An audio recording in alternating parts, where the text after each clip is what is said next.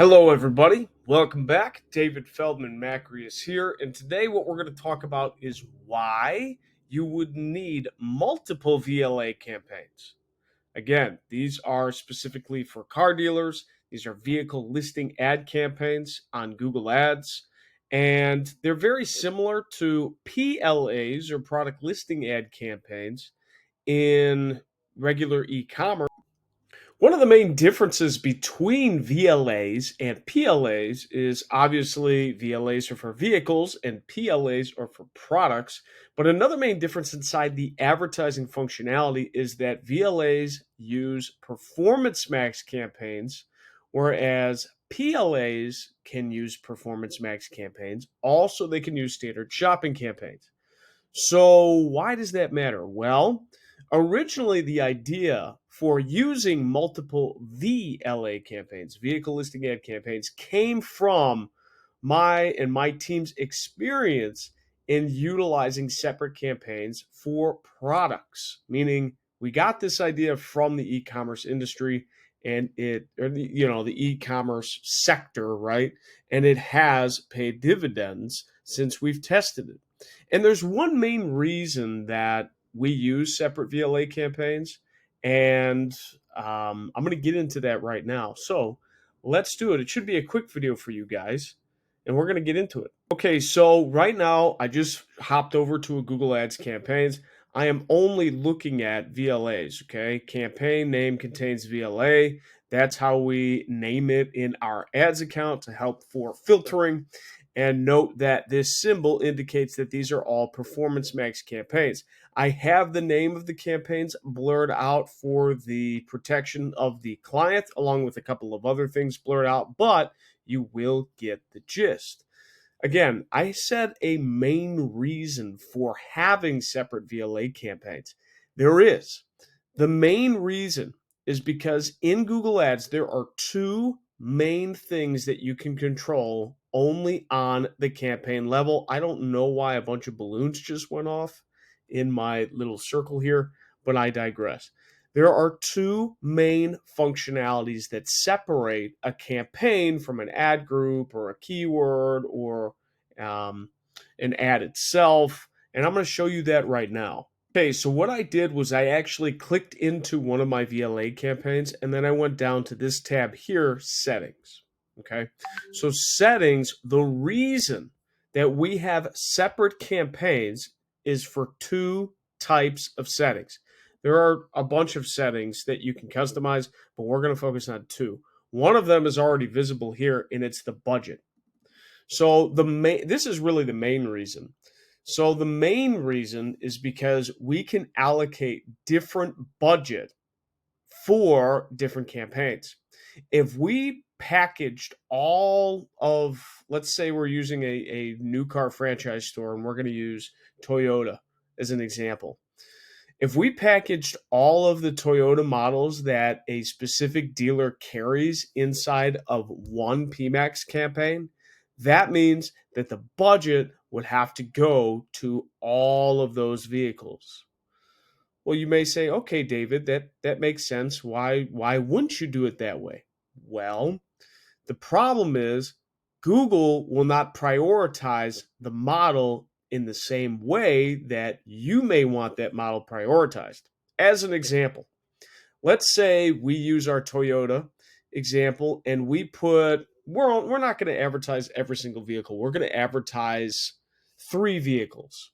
We're going to advertise the Camry, we're going to advertise the Corolla, and then we're going to advertise, what's another good example? The Tundra TRD Pro, that specific trim. So we have the Camry, the Corolla, and the Tundra TRD Pro all packed in together. One thing you have to remember is that in Google Ads, its functionality at its core is search demand, okay? PMAX does spread across other networks, but the majority of intent-based users are using Google search. So what does that mean? An ad triggers when they type something in.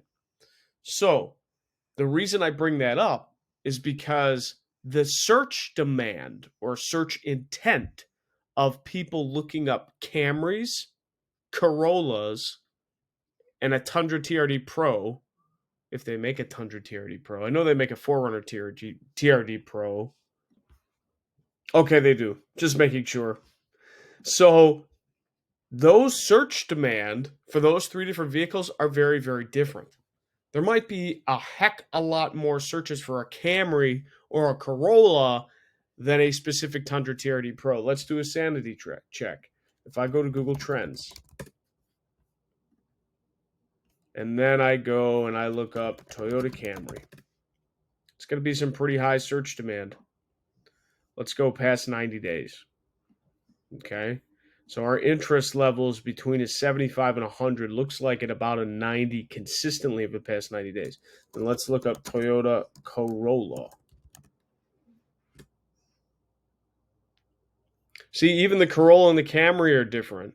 The Camry has more interest over time than the Corolla does. And again, these numbers here just represent some sort of benchmark to show, okay, a higher number has higher interest.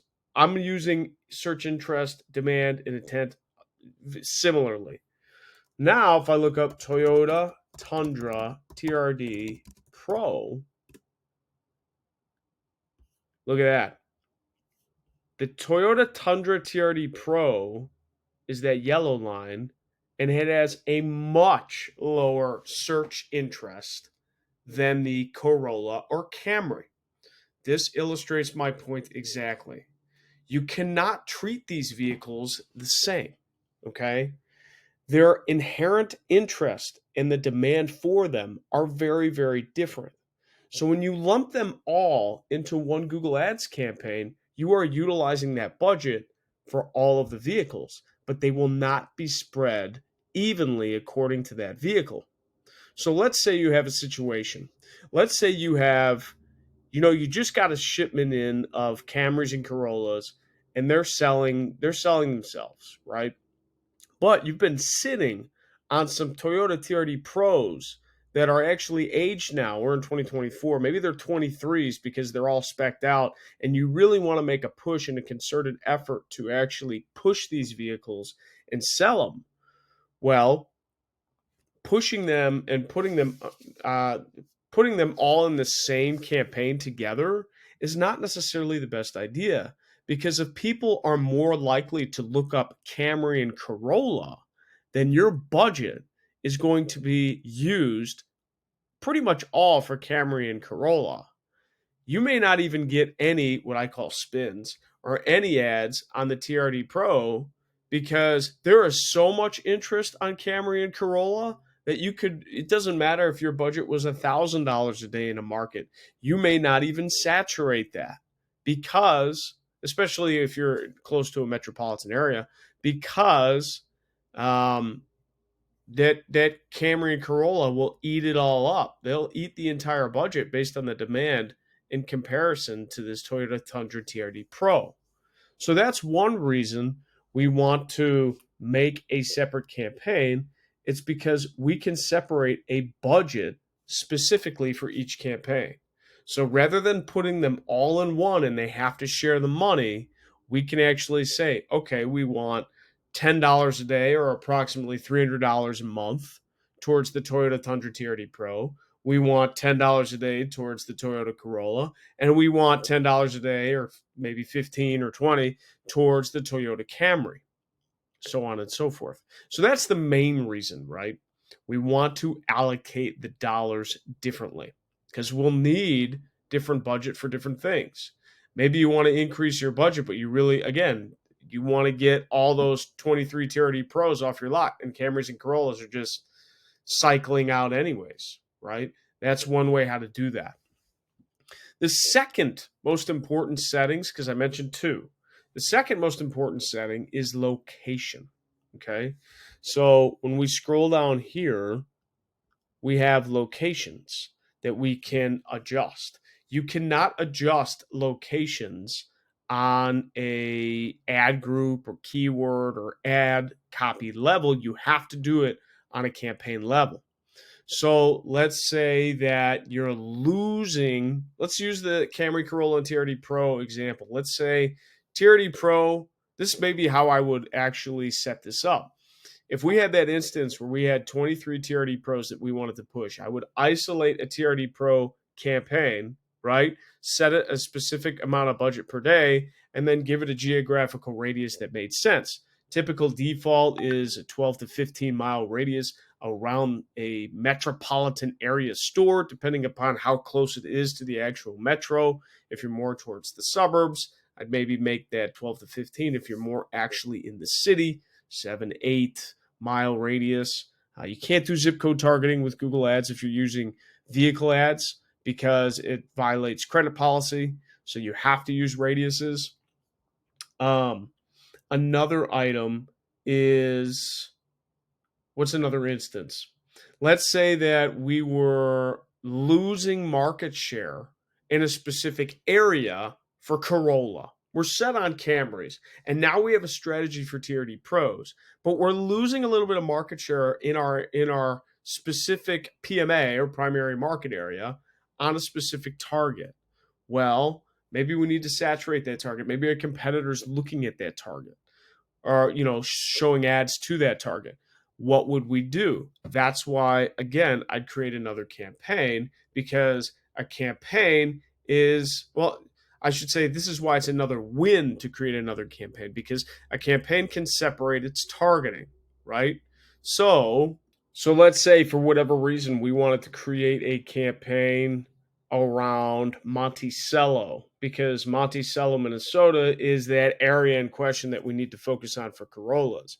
Well, I can come in here, I can do this, I can hit 15 miles, I hit target, and now I have a radius built out around Monticello, because that's the specific area that I'm losing out on that actual model. That's another reason why you'd want to create another VLA campaign. Okay. The first reason makes a lot more sense to use first. Okay. The first reason you're going to want to use straight away. This second reason is a more advanced strategy, and it really starts to get in tune with dialing into your specific market share, your I call it PMA or DMA, designated market area, primary market area. Where are we winning? Where are we getting beat by our competition? I always vote to own your backyard first. So let's look at the piece of your backyard, and then let's make sure we're owning all those different pockets on each model specifically, right? So when you're priced right and your advertising strategy is correct in this way, then you will definitely do well. So those are the two main strategies that you would benefit from using multiple VLA campaigns. Number one, budget. You could separate budget out by each individual model or each individual way you want to segment your products. It can also work in ideas like used. Let's say you're still a franchise dealer. We could make separate campaigns for certified, okay? So that way we can dominate a specific sector of certified vehicles. Maybe you have a specific offer that's really attractive. That's why you should push certain models. Or for used, we can take used inventory and segment it out. Maybe you have a lot of Toyotas and then a couple of Hondas and Chevys. We can separate a used Toyota, used Honda, used Chevy, and all have different budgets for that. So that's where it really gets into the key and cut strategy and how we need to maneuver along with inventory. So hopefully that helps. Let me know in the comments what your questions are. I'd love to help answer them. And then in another video, I'm actually going to go through what metrics you need to use to evaluate how VLA campaigns are doing specifically. And stay tuned for that. Thank you so much, guys. It's David Feldman-Makrias. I'll see you next time.